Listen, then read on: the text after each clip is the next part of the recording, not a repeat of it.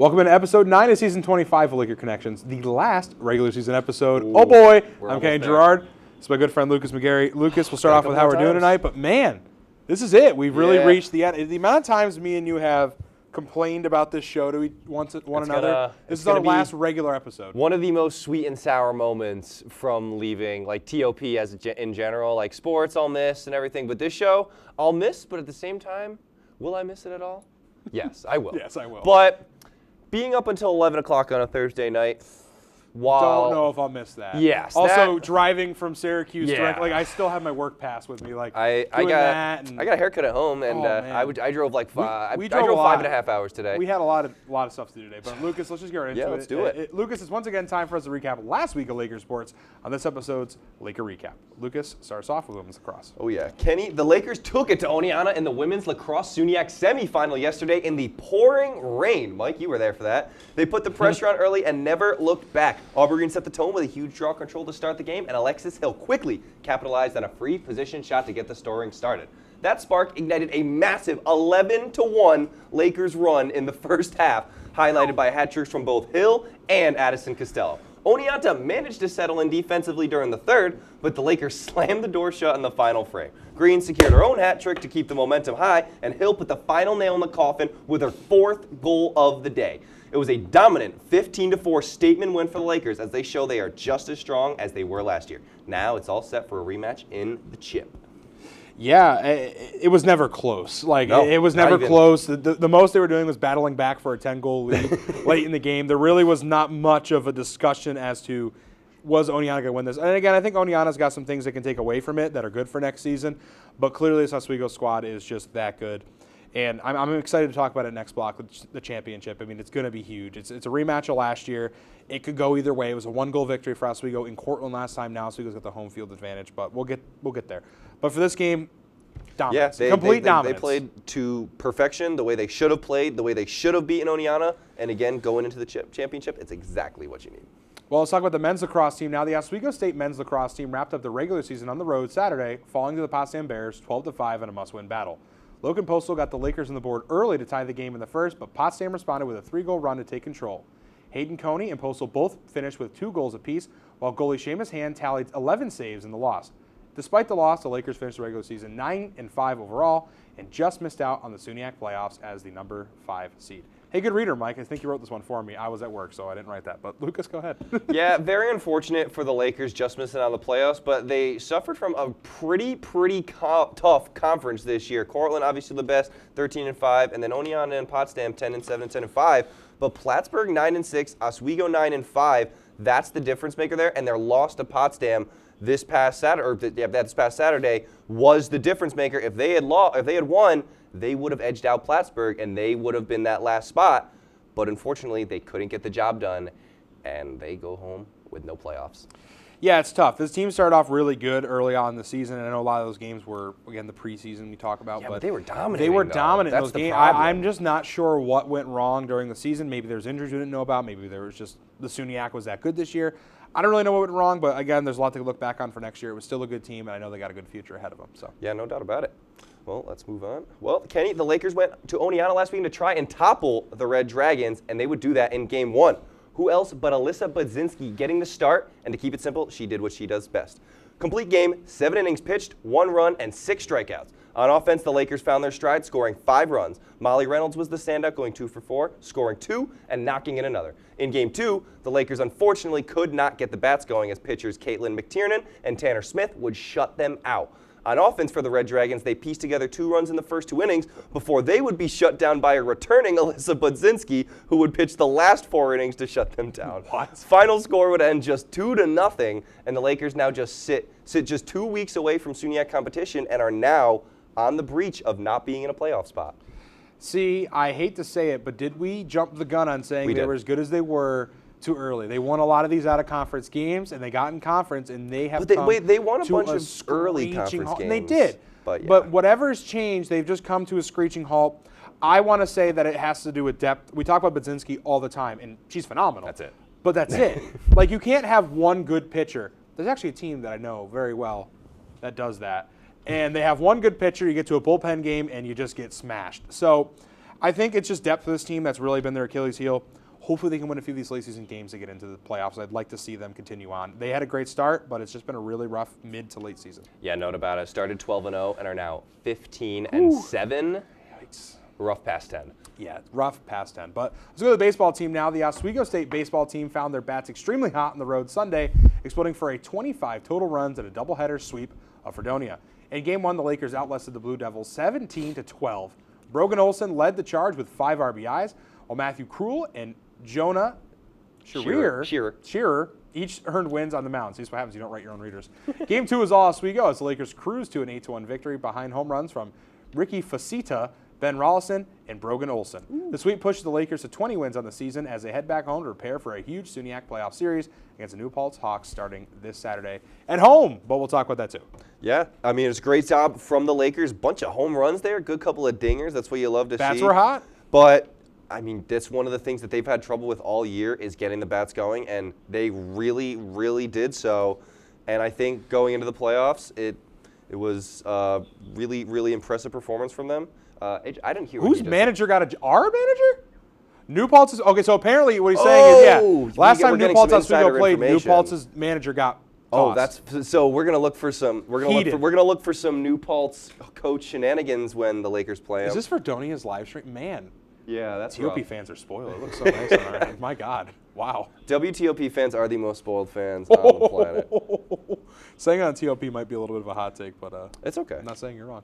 Well, on that note, we're going to head to a quick break. When we come back, it'll be time to look ahead on the week ahead. You're watching Laker Connections right here on WTOP 10.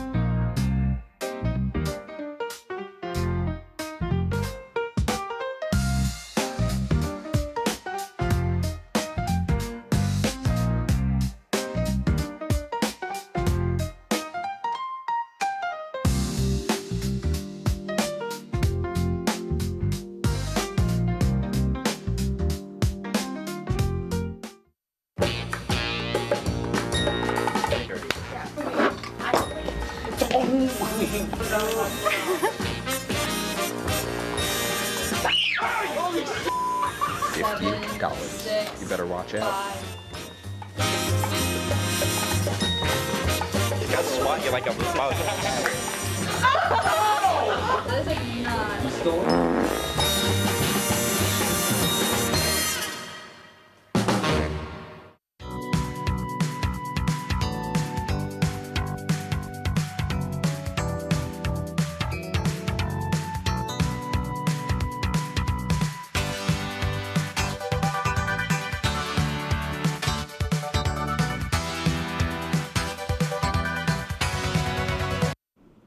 Welcome back into the penultimate episode of Season 25 of Laker Connections, the only place for all things Laker sports. Kane Jordan, Lucas McGarry. Do you know what penultimate means? It's one of my favorite words. It's like right before the last. See, I did this with Dylan last night in DK. Not a clue what that meant.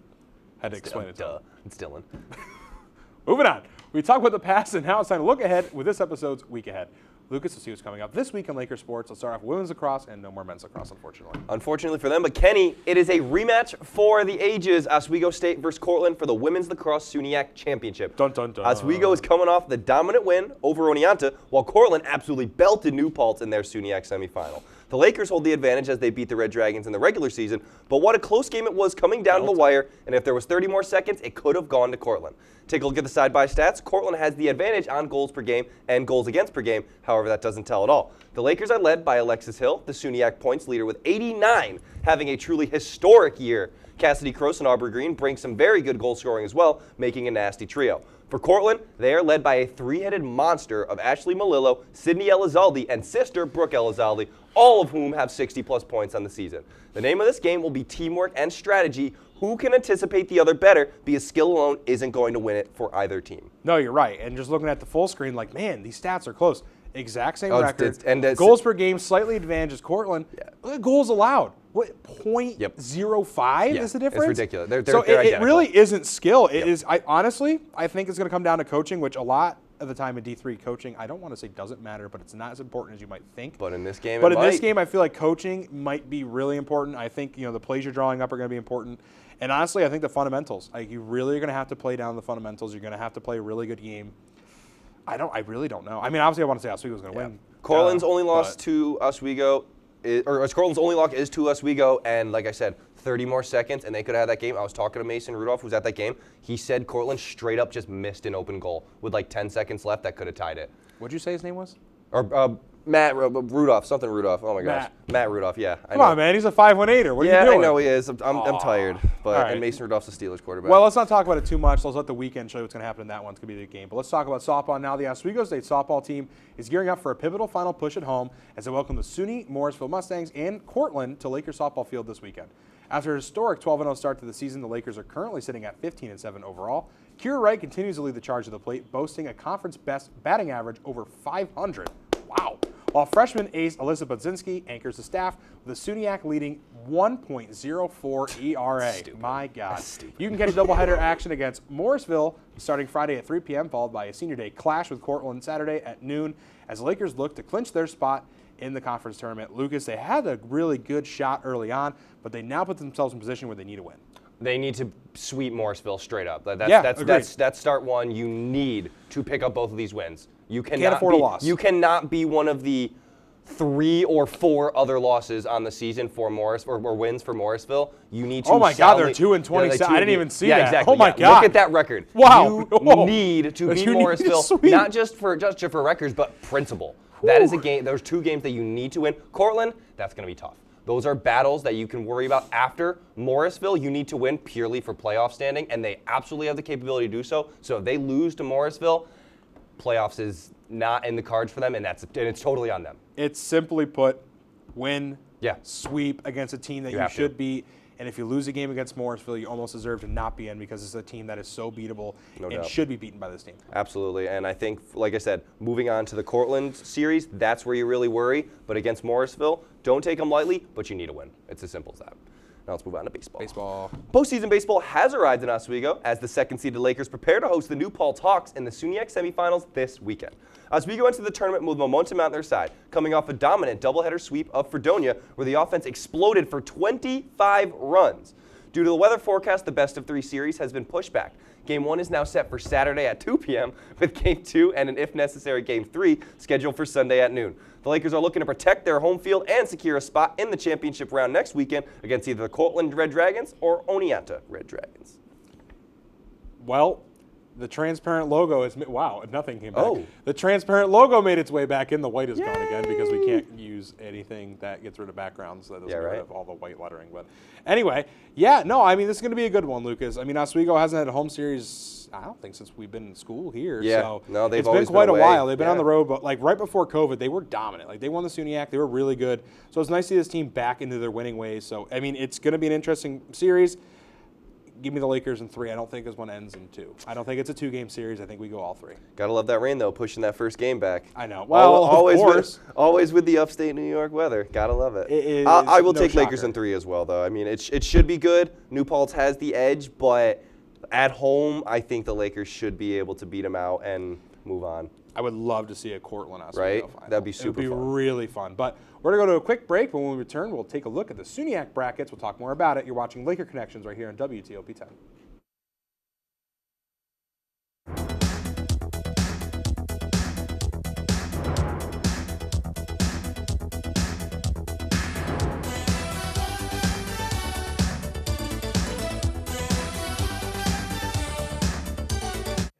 We had someone who could tell us what we should and shouldn't watch. Well, do we have a show for you? Who are you? What are you doing in my bed? I'm BK Kind and Rewind, we will go through and review all your favorite movie franchises. And tell you which ones you should and shouldn't watch from the perspective of normal movie fans. Well, be sure to check out Be Kind and Rewind on WTOP 10. Go home, that's 3 hours from now! Maybe that's the best thing you can do. But after he gets possessed, his show becomes a smash hit. Now he's got the greenest show on WTOP 10. A lot of green going on tonight. We'll be holding on forever. don't miss the limited run of those great people being. If you like action, romance, if you're watching this, and highbrow humor, surface is this? Floor. Minch did not legitimately put his head in the toilet. there's only one place to turn. No! Tune in to new episodes of Oh boy! only on WTOP.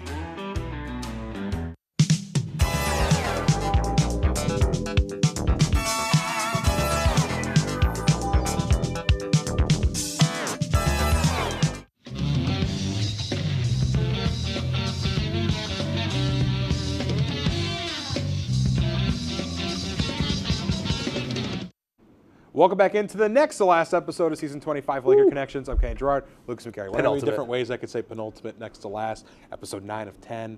We're really getting there. But, Lucas, the postseason for SUNYAC Spring Sports has arrived for many, and for some, just a short week away. All brackets besides softball, I believe at this point, are now officially set. So, for the rest, let's see where the bracket stands, and let's see what softball bracket could look like if the season did end right now. Let's start with the one that is the finals matchup already set, women's lacrosse, and we've harped on it a lot. It's just an excuse for us to talk about it a little bit more. Yeah.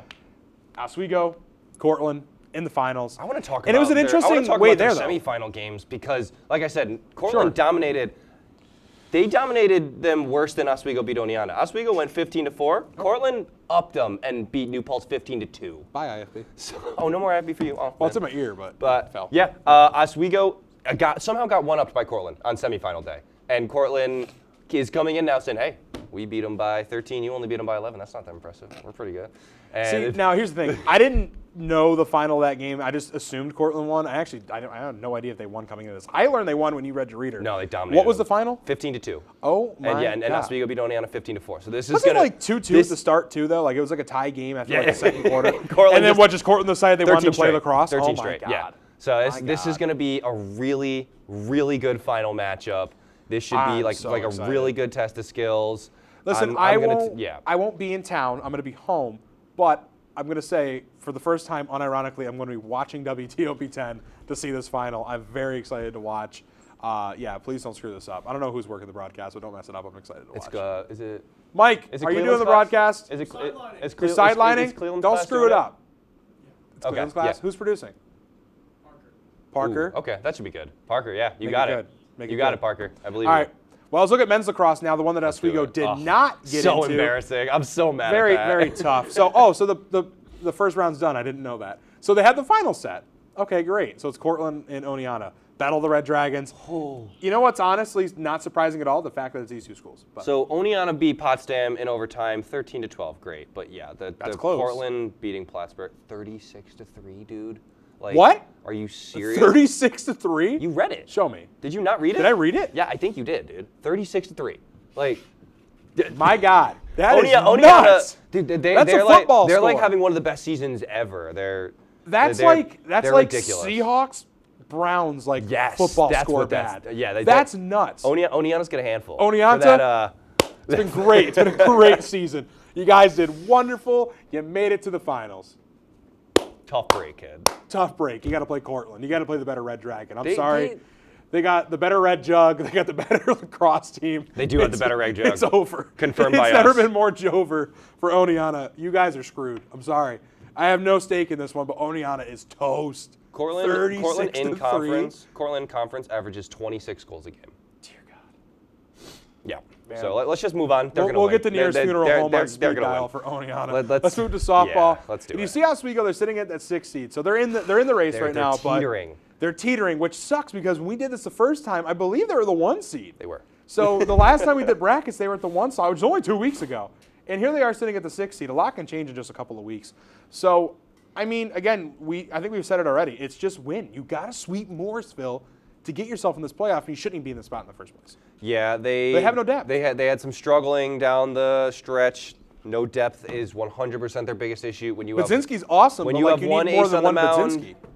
It doesn't work. And when she is having to pitch a full game of 7 innings, and then in the same day pitch 4 more innings to shut down a team, and then the bats can't get together to get past 2 runs, that's on the Lakers. Yeah, and that's if tough. they can't, like I said, beat Morrisville, beat them twice, you are very well in, and you should be totally fine going into your games against Cortland. How many games they got left? Do you know? They got 4. 4, They got so 2 against of them are Morgan's Morrisville. and 2 against Cortland. So they could probably clinch. There if they are, win 2 like, more. you got Buffalo State, Fredonia, Oswego, and Plattsburgh all battling out for the 4, 5, 6, 7 spots. All of them are right there. All right, let's move to baseball now.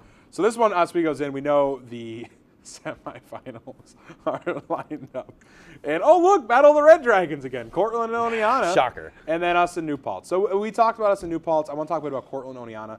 Cortland, Oswego beat once this year, right? And lost 3 times, I believe. So it's doable. It's doable. They can push them at least an extra game. It's doable. They're beatable. But Oneonta, it was nice getting to know you. Really good job getting in the playoffs, but it's the same as the other song and dance. You're done. They're good. They're 15-1 in conference. Oswego Blue Paltz, I think, is going to be a fun series, though. I really think that one should be really, really good. Close. Cortland, they're one of the best teams in the country right now for baseball. Like Cortland's probably running the table, but if Oswego can somehow do it, great. That would be awesome. I'd love for an Oswego Big Dub pickup. We can talk about it, hopefully, or maybe preview a championship game. But cross your fingers for the baseball team. Talk is cheap. We're going to go to one more break. When we come back, it'll be time for the Lakers Showdown. We'll see you on the other side of the break. Do you like reading? Do you like reading books? Do you like looking at books? Do you like having a collection of books in your living room? Now, before we get into the nitty-gritty, spoiler alert! Okay, Lord, why did I write this in yellow? I told you! Welcome back Between the Pages.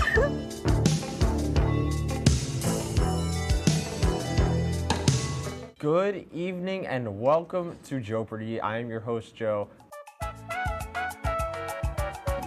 Hello, Simon. Joe is at this place. And I'm very concerned to see what Piper's answer is here. Sorry, it's a 98-page rule book. You guys are stumped still? Joe, I'm going to sound like a little snob here. It was not founded by Ray Kroc.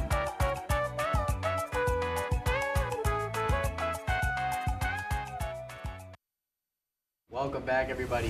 Season 2 of Oswego Lazo.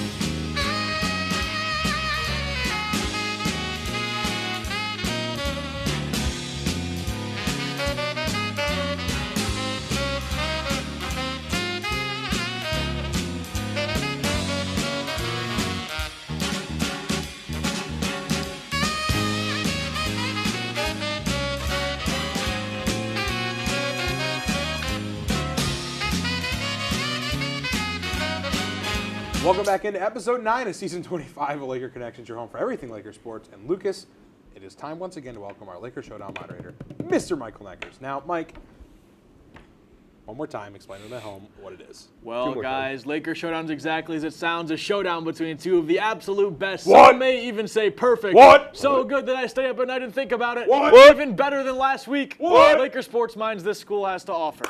I'll give you guys 3 questions. Whatever answer I like the most for each of those 3 questions will be rewarded a point. Best 2 out of 3, you know the drill. Winner gets bragging rights until next week. Lucas. I think for senior week, we should make that intro really, really long. Yes. Like, make him read a really long Yes. one. Yes. Lucas, let's do it. you're in the lead still. What is it? 4-3? 5. 5. 4? 5-4? You're in the lead. No, by it's no. episode 9. So it's 4-3. No. Are we tied? It's tied. It's definitely tied. Oh my gosh, it's tied. It's because it's episode 9. Yeah. It's 4. It has to be 4-4. Yeah. Well, then next week, I'm making the decision now. Next week will be worth 2 points. Okay.